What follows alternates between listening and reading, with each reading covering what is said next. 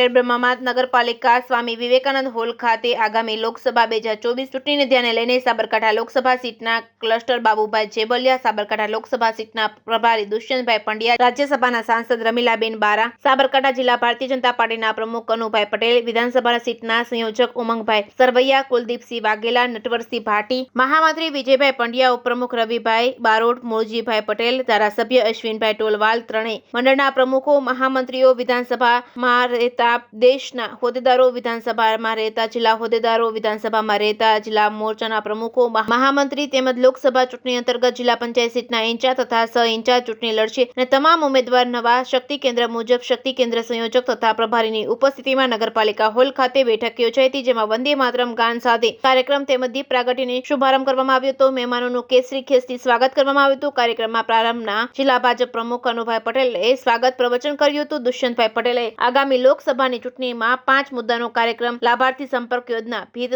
ચિત્રો દોરવા તેમજ પેજ પ્રમુખો તેમજ મતદારોનો સંપર્ક કરવા માટે ઘનિષ્ઠ કાર્યક્રમ કરી 1 મહિનાની અંદર સમગ્ર ચૂંટણીનો કાર્યક્રમ પૂરો થવાનો હોય ત્યારે દેશ સ્વરૂપ કાર્યકર્તાઓને કામે લાગી જવા, અંગત બની પાર્ટીનું કાર્ય કરવા હાકલ કરી હતી. જે કે ગુજરાતી સાથે ચંદ્રશેખર ભાવસાર, ખેડબ્રહ્મા.